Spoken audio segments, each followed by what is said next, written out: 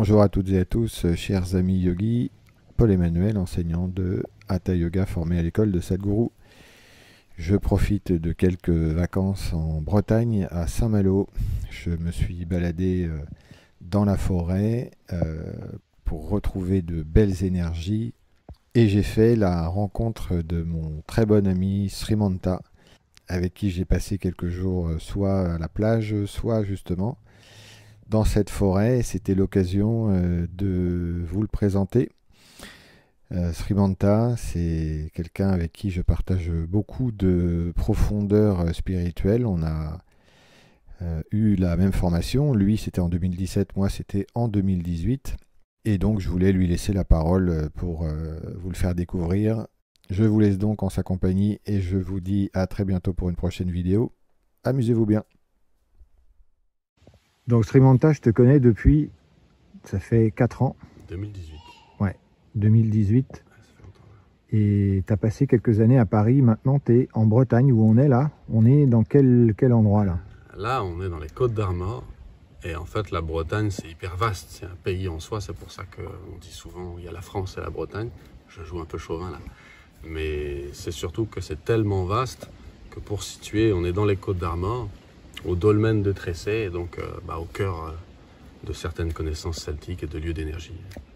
Qu'est-ce qui t'a amené ici? Parce que comme tu parles d'énergie, tu étais à Paris, c'est pas du tout la même. Donc là, tu as déménagé, Paris, tu y retournes de temps en temps, mais dans l'ensemble, c'est ici que tu vis.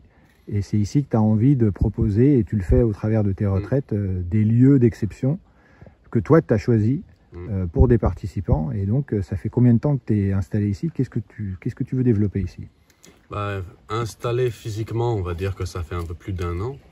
En soi, sinon, nous, on a toujours eu de la famille en Bretagne, dans les environs, parce qu'il y avait une maison de famille et qu'en fait, on a passé toute notre vie depuis des générations à venir ici, et depuis plusieurs générations à ce que on nous montre un peu les lieux, les forêts, la nature, les lieux d'énergie, et que oralement, mon grand-père, mon père nous enseignent un peu ce qui s'y passe. Donc au départ, c'est l'oreille qui écoute. Puis au fur et à mesure, c'est le ressenti qui vient. Et donc à force, avec le yoga de pratiquer, on s'aperçoit qu'il y a une vraie différence dans les lieux d'énergie. Mais même sans le yoga, on s'aperçoit très bien qu'il y a besoin de nature surtout. Et que cette nature, elle est humaine aussi, tu vois, la nature humaine. Donc si on sait s'y reconnecter, on est chez soi. Pour revenir un petit peu sur toi, tu as fait la formation des enseignants en 2017. Et avant ça, est-ce que tu pourrais me résumer un peu quelle était ta vie? D'abord, t'as quel âge aujourd'hui? Aujourd'hui, j'ai 33. Okay. Et je vais sur les 34. La vie d'avant, c'est une vie faite de questionnement de qu'est-ce que j'ai envie de faire dans ma vie, ou qu'est-ce que je suis fait. Je suis fait pourquoi en fait? Cette fameuse question qu'on a en 3e au collège, tu veux faire quoi dans ta vie? Tu vas là ou là? Moi j'ai jamais su en fait.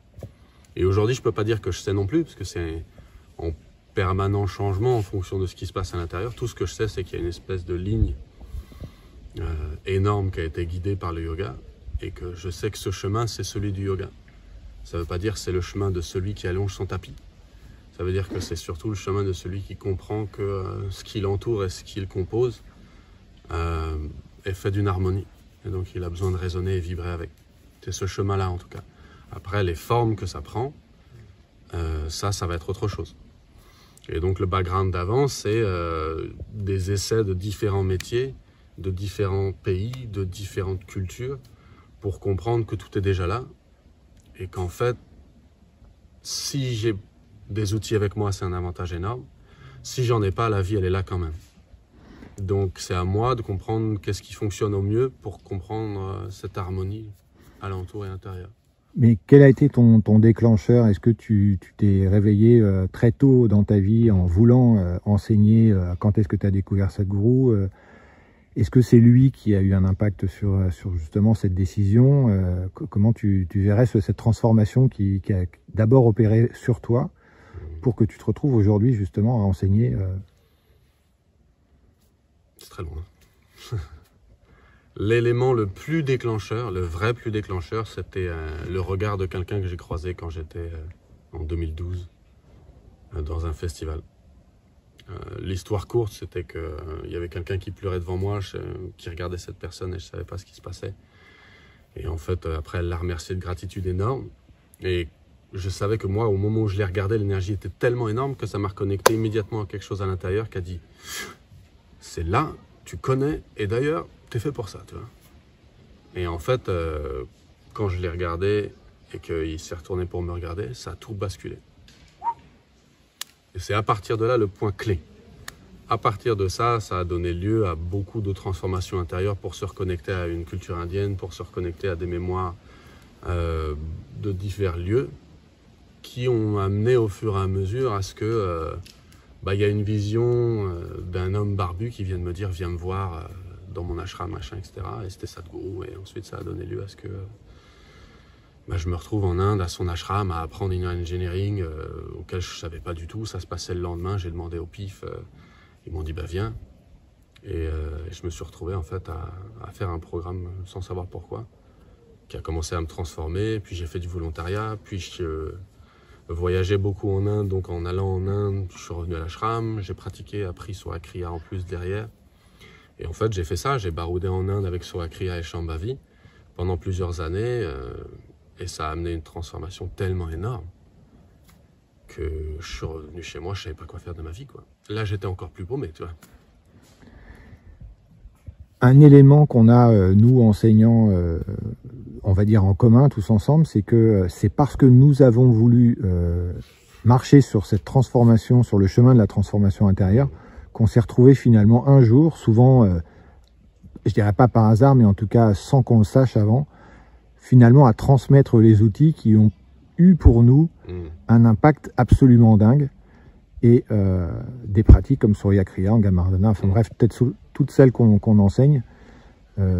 Aujourd'hui, on les transmet. Qu'est-ce que tu vis, toi, dans tes stages ou tes retraites avec tes participants quel élément, on va dire, principal ressort? Pourquoi tu le fais? Pourquoi tu as envie de continuer à le faire? Et comment tu te vois dans les années qui viennent?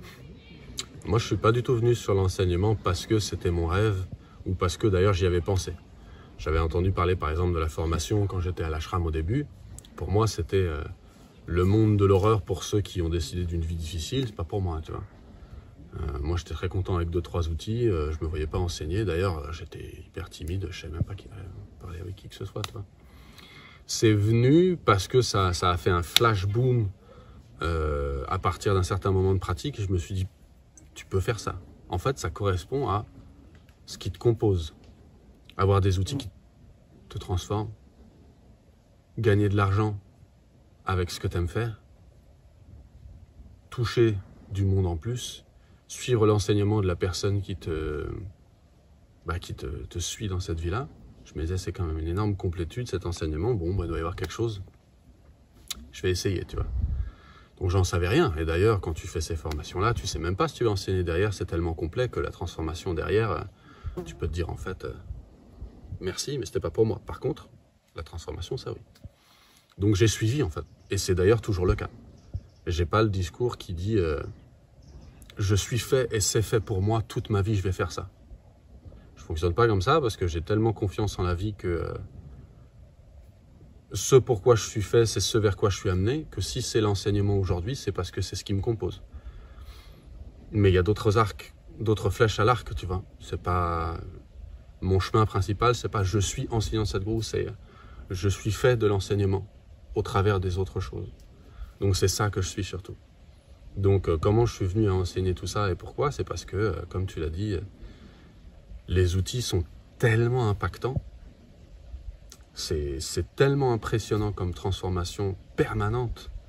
Au moment où tu le fais, pendant que tu le fais, juste après, toute la journée, pendant que tu dors, il n'y a plus de moment où tu te dis, tiens, en fait, je vais allonger mon tapis, je fais mon yoga, et derrière, c'est terminé. Non. Que mon tapis soit allongé ou pas, c'est tout le temps le yoga, en fait. C'est tout le temps la discipline, c'est tout le temps le moment où tu es dans le processus, la sadhana. Et ben, c'est ça. C'est surtout là où moi je vois qu'il y a un processus, c'est cet aspect du yoga dont je parlais. C'est pas je me vois comme l'enseignant de Sadhguru qui va enseigner les techniques de... Non. Je me vois surtout comme dans mon chemin intérieur, ça regroupe le yoga, j'ai la chance d'avoir une confiance et une véritable guidance d'un maître qui aujourd'hui a un vrai pouvoir de transformation qu'il essaie de tous nous diffuser. Et je me laisse faire dans ce bateau parce que y a des cartes beaucoup plus grandes que celles que moi je pourrais poser, tu vois. C'est plus ça. Je me laisse vraiment faire à ce qui vient. Parce que même en essayant de dire je suis enseignant Sadhguru, paf, ce serait me limiter. Parce que lui, il a beaucoup plus de projets pour nous, tu vois.